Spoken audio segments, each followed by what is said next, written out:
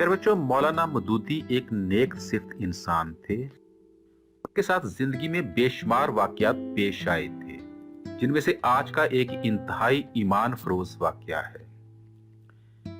एक दफा वो ट्रेन के सफर से वापसी पर एक नजदीकी गांव में अपने घर की तरफ जा रहे थे कि रास्ते में चलते हुए उनका सामना किसी जानने वाले से हो गया।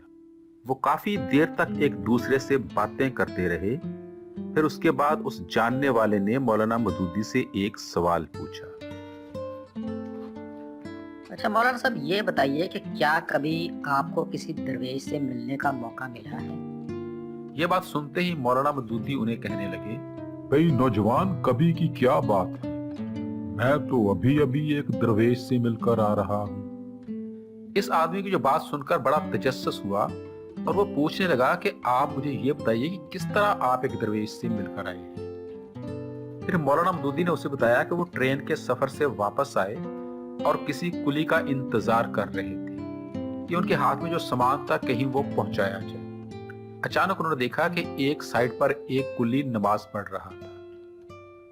मौलाना मदूदी ने सोचा कि चलो ये कुली नमाज पढ़ ले, फिर इसके हाथों में अपना सामान पहुंचा लेता हूं।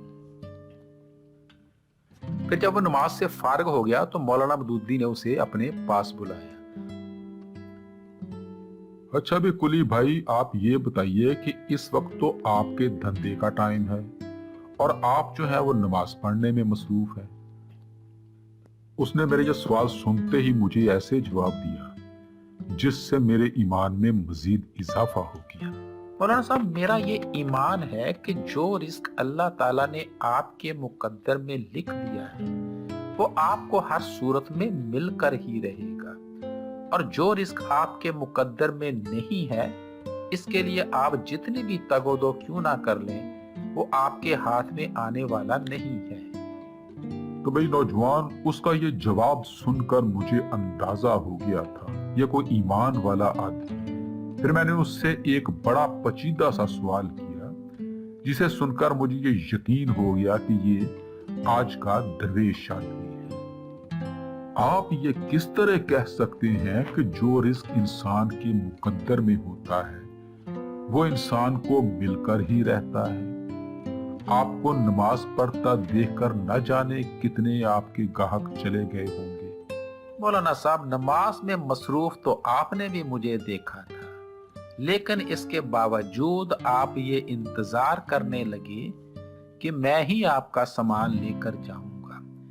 चूंकि आपके हाथों में आने वाला रिस्क मेरे मुकद्दर में लिख दिया गया था, इसलिए अल्लाह ताला ने आपसे इंतजार करवाना शुरू कर दिया। तो भी नौजवान, इस तरह उस कुल्ली के साथ काफी देर तक मेरी बात चलती रही और मैं इस नतीजे पर पहुंचा कि ऐसा यकीन अल्लाह के किसी नेक बंदे और दरवेश के अंदर ही हो सकता है। तो प्यारे बच्चों, आपने देखा कि किस तरह एक शख्स रिस्क की फिक्र से बेनियाज होकर अपनी नमाज में मसरूफ था, लेकिन जो रिस्क इसके मुकद्दर में था अल्लाह ताला ने उसे पहुंचा ही दिया।